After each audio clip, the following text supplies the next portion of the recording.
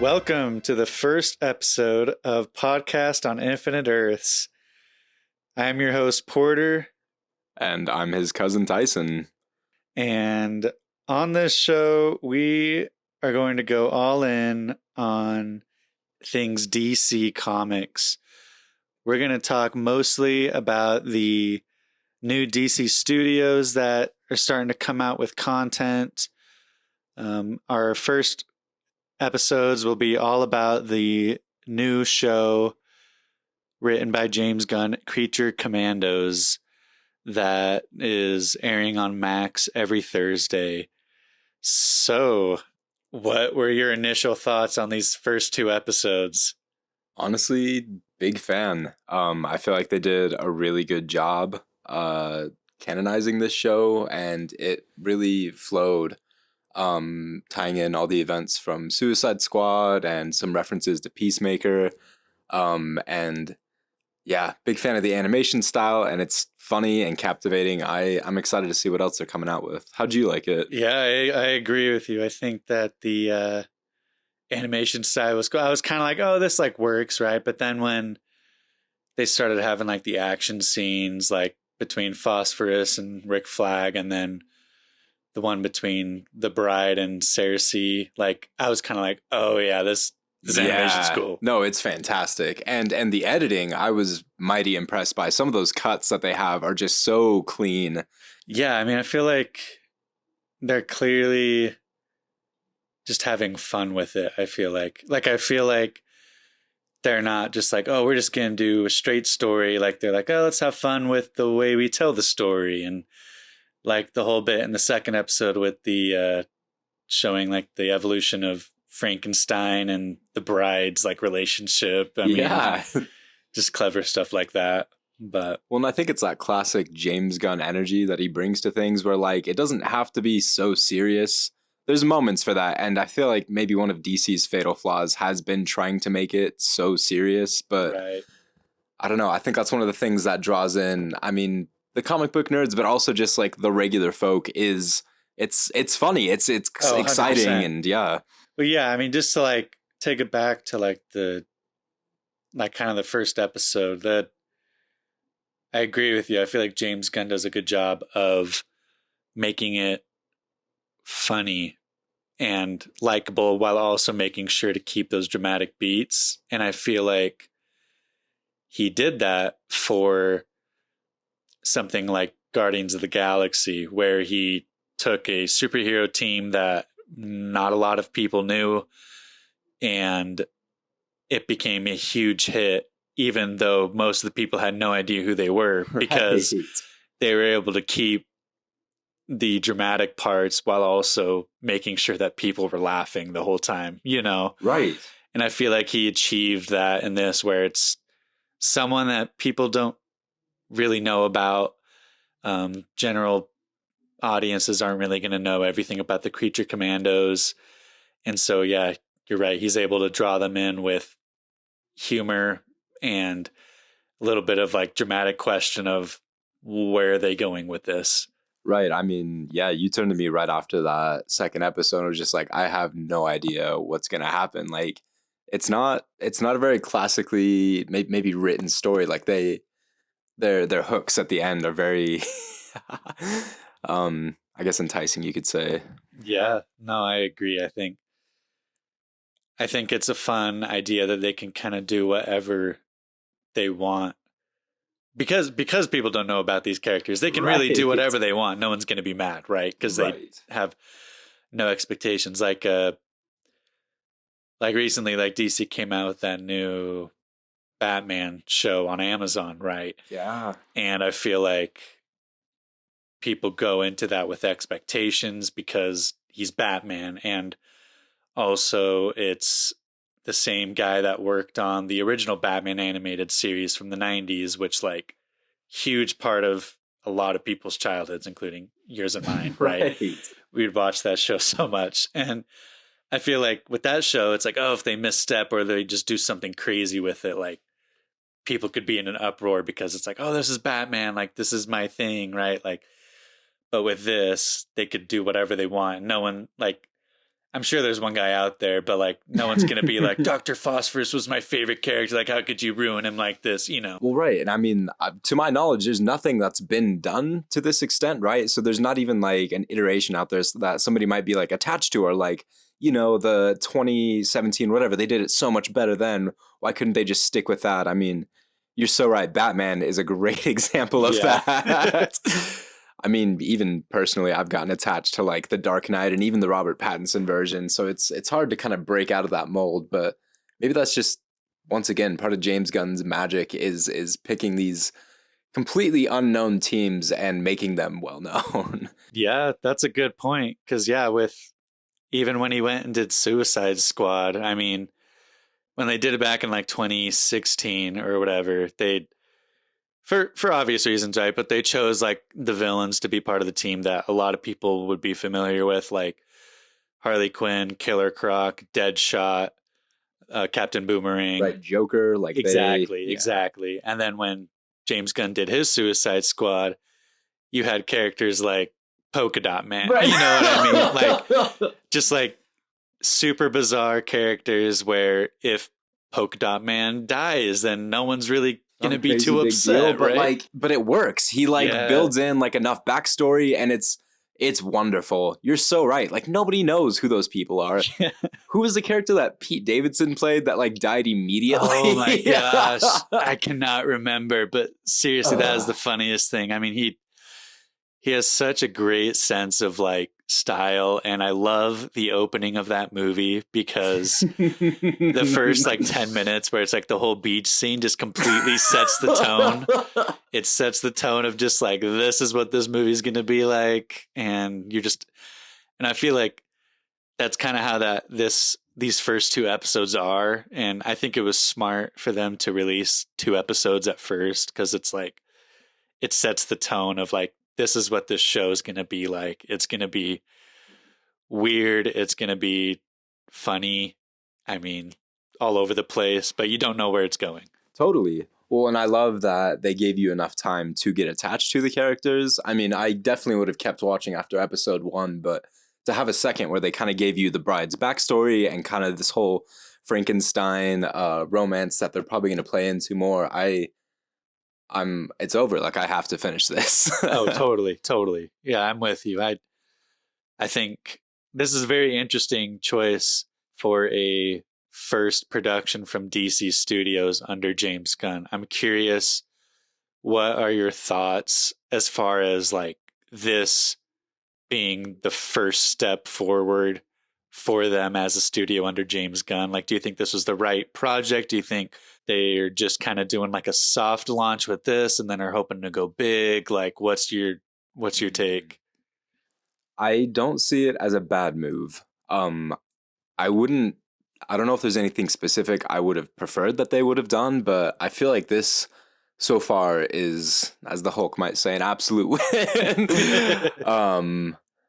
Yeah, I feel like this is a really strong start for them because it kind of plays into that energy of like, it's not so serious, right? Like we can have fun with it. I feel like animated was the right choice for that because it can get really in the weeds when you get into live action and you're trying to kind of hit those beats. I feel like animated just has a lot easier time trying to flow and connect with audiences. And a lot of these, like you said, a lot of these people grew up on cartoons of their favorite superheroes. So I feel like at the very worst, like they're tapping into that nostalgia, and the animation style is doing that beautifully for one. But you're right. I mean, and some of the stuff, like, I mean, I understand that like Weasel was in live action, but I feel like this cast of characters is more believable in animation than, you know what I mean? Right. I mean, I can't even imagine a live action Dr. Phosphorus. I would love to see it, but I can't get past it. I love that they brought back Weasel.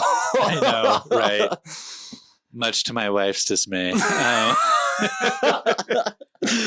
But yeah, I feel like it's a good start for the DC Studios because when it was announced that like James Gunn was going to be the head of it and take charge, it was kind of like, this is what his style is. He's going to take charge.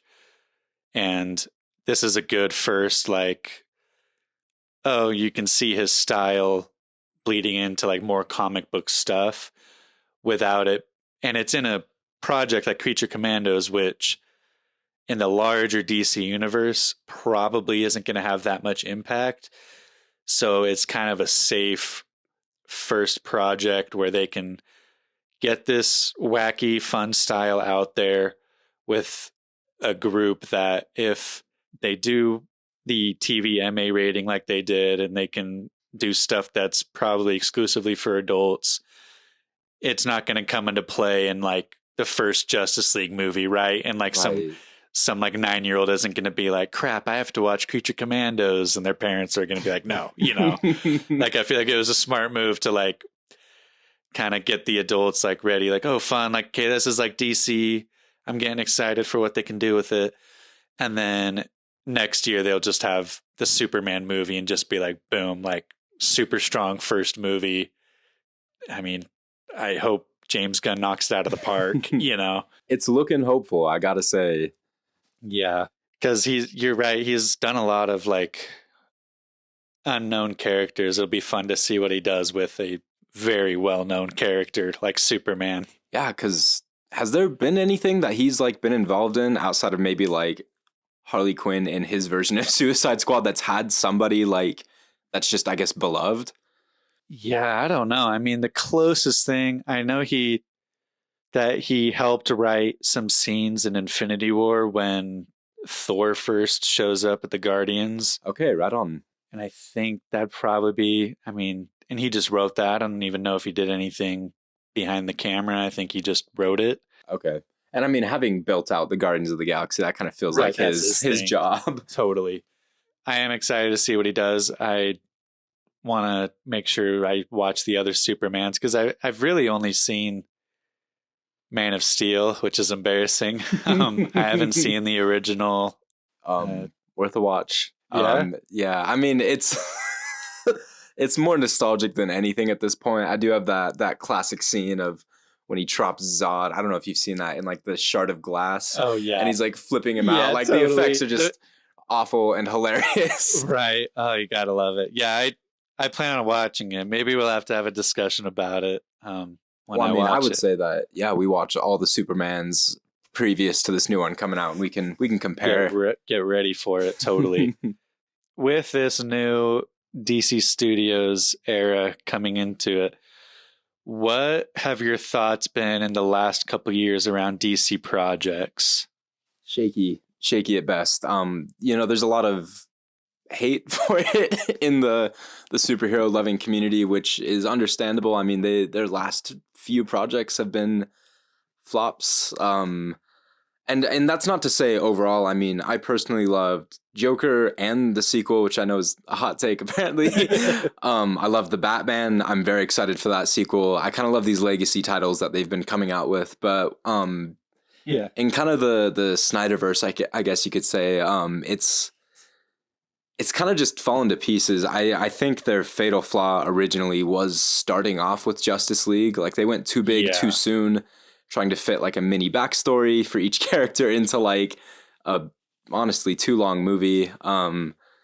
Anyways, last few years have been disappointing, but I'm gonna be real with this James Gunn coming out, and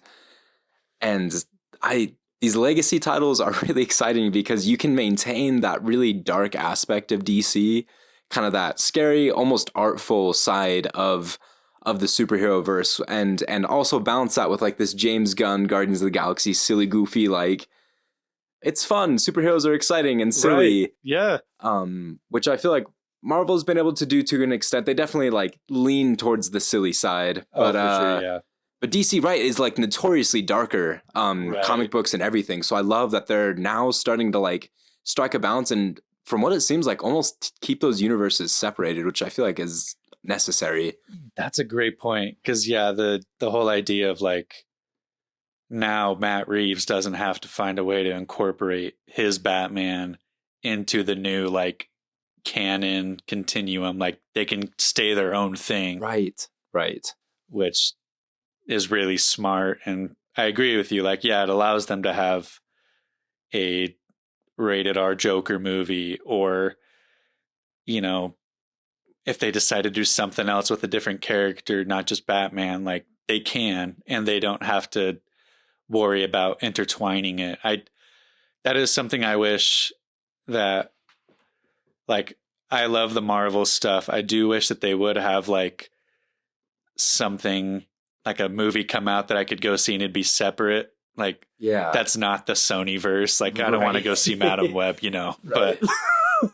But yeah, like I feel like DC had a couple of like great balances with most notably, I think the two Shazam movies are like standout. Like, I loved them because they completely surprised me, where like the trailers showed them off as being very kiddie, very like lame, if I'm being honest. But I went and saw it and I was very happily surprised. You know, I was like, oh, this is like, it has some dark moments, but it's also very funny, and it also has some great like drama moments, you know. That's a great point. They, as a movie, balance both of those sides quite nicely. Kind of the angst of high school and all of that, and then there's demons ripping people's heads off, and you're like, what?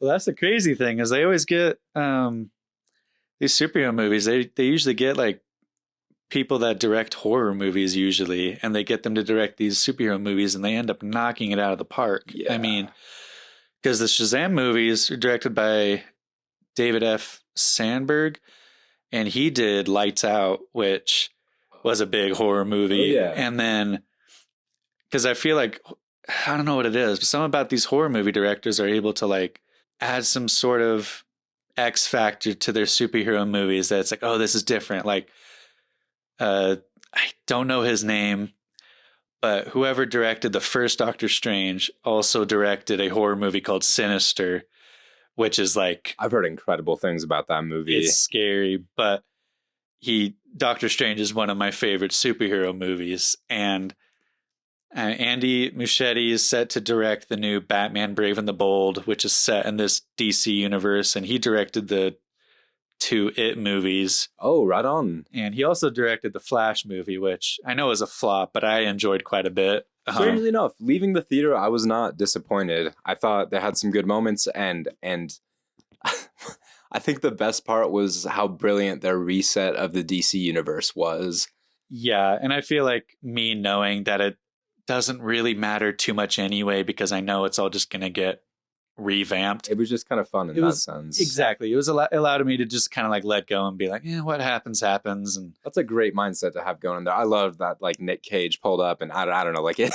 Oh yeah, that was crazy. And then I thought it was the most clever thing to have George Clooney show up at the end as the Bruce Wayne. That was so funny. That, but I love how they built that up. Scott Derrickson directed Doctor Strange, if that was... Oh, okay. Thank you.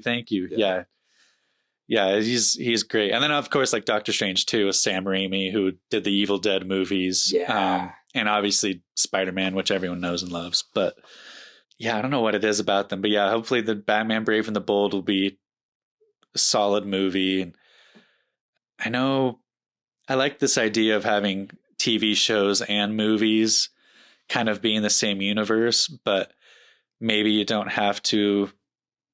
Like I said, you probably won't have to watch Creature Commandos to understand Superman, you know, like, right. You can have these TV shows in this universe, but not have them be so important to the main canon so that people that only go to the movies, because TV shows can be a hard commitment for some people. Like, I get it. Right. You know, I mean, Marvel has a lot of TV shows and I enjoyed a lot of them. But it can get a little like homework sometimes when it's like, well, I got to watch it because what if a movie relies on it, right? Yeah. You know, like I talked to someone who went and saw Doctor Strange 2 and they didn't see WandaVision. And they were like so confused. Like, why is Wanda bad all of a sudden? And I had to like give them a whole spiel, right? But... Which I guess people can do, right? Like if they don't want to watch the TV show, they can always just watch a recap. So that's, of course, a viable thing to do. Homework is a great word for that, though. You almost feel like obligated, right? To like get through it all. And then it's not as fun as anymore. But like I feel like it's more exciting when you can just like jump into something that is interesting to you and they can have nods to other things that you maybe understand, maybe don't, but it's not vital to your enjoyment. Yeah, exactly. I mean, another great recent DC example is the Penguin that just Yeah. finished recently, and that's like you said, like that's a great example of it can enhance something for someone, but they don't have to have watched it to understand the Batman and the Batman Part 2 because they understand that like a different kind of audience is going to go watch the Penguin in addition, you know. Well, right, and to build in a character that's, you know, a part of the Batman story, but not so vital that his own backstory would like maybe confuse you in the next Batman. Right. Yeah, I'm curious. What are your thoughts on these past projects? I don't feel like we heard from you on that Oh, most yeah, recently. sorry. Yeah. Yeah, I guess I just talked about Shazam, huh? Man of Steel, I think, does a lot of things good. And then Batman v Superman, I remember going to see that with you Yeah, that was in 3D D theaters. box, I believe. Yeah, I remember it was like the first movie in D box that I went to, and we had a blast. Like I remember, Yeah. like for all of its flaws, that first time watching it was just so much fun. And it was like the first time they had been on the screen together, and then Wonder Woman was showed up, and like it was just the coolest thing. Right, And and the then whole plot line with Lex and the battle in the end, like it was just fantastic. totally, oh man, and I mean, looking back, I definitely see like the flaws in it. I now when I rewatch it, I really only rewatch the extended cut because I think it flushes out the Lex Luthor's like plot a lot better, Yeah. and it just gives it that little extra oomph that helps the plot make more sense and makes it more enjoyable for me. And then as far as projects after that, Wonder Woman is like one of the best superhero movies ever made. They knocked it out of the Yeah, park that on movie that is one. so good. Yeah. And the second one I really like too. Not as much, but I still really like it. Right. And then I remember not liking the Joss Whedon Justice League that much. I remember enjoying the first Aquaman enough, thinking that it was pretty fun. I didn't like the second one that came out last year Yeah. at all, but overall, it's like you. It's a very mixed bag. I mean, there's stuff that I love, right? I mean, I think Wonder Woman, like I said, one of the best superhero movies. But then you have something like the first Suicide Squad, where I'm like, that's probably one of my least favorite superhero movies. Right. Whereas, you know, other superhero, like the Marvel Universe, it's usually pretty consistent for me. Whereas this past DC universe has been a total roller coaster. Yeah, it's been super hit and miss, and I feel like that's one of the reasons that fans have like kind of lost faith, or they're maybe just not as excited anymore when it Right. comes to new films. Like, I don't know, you and me, like we'll watch it, of course, Totally. right, just to Yeah. see for ourselves. But yeah, a lot of people just are just like, DC put their name on it. I'm done. Like I've lost hope. One thing I feel like DC hasn't been able to do that I hope maybe James Gunn can turn around is kind of build the hype. I mean, we were talking about it, how it's a bit of a flaw that you have to watch all these movies and or shows to like get caught up on a story. But I feel like what Marvel did with the like Infinity War storyline with like Avengers building up and like all those sequences was like incredible, absolutely fantastic. To the extent that like so many people that hadn't seen any of the movies like previous to that watched Infinity War and Endgame. I believe Endgame is like number one in the world, Yeah, I think it's up there. I think Avatar is still like beating it out just a inched smidge. over it because they re-released it, but Endgame's like still like second. Like, I they built it mean, up so much that like all these people who had like not even seen Infinity War, right? Like had not seen a single superhero movie, like had to go see it just because it's the big thing. it's Yeah. the big thing. I don't know if DC will get to that point, but it would be exciting, right? To have like a big storyline with a big bad villain we can be excited about. Justice League, I think, just happened too soon. Yeah, I agree. I think they needed to have those movies with all the different characters and then bring them together, which I think you're right. They need to space it out more. And I think that's what they're doing here with they have the Superman movie and then they have Supergirl movie, a Batman movie, They're doing a Green Lantern TV show. Oh, right on. So yeah, hopefully they build that up. Are they bringing Ryan Reynolds back for that? No. Unfortunately. Right. Missed opportunity. It'll be good. But yeah, so I think our plan is to try and record these as soon as we can once episodes come out. We'll probably take a break on Christmas Day, but we'll try to keep these as consistent as possible. And when there isn't a TV show to happen, we'll find other topics, whether it's rewatching the Superman movies to get ready, or we'll just get some questions together to ask each other about certain DC topics, and we'll just try to keep it friendly and open-minded and try to find the best in everything. And yeah, anything you want to say? No, I'm excited to do this. Cool. Well, this is the first episode of Podcasts on Infinite Earths, and thank you for listening. Leave a comment if you like what you're hearing, and let us know what kind of stuff you'd like us to talk about, and see ya.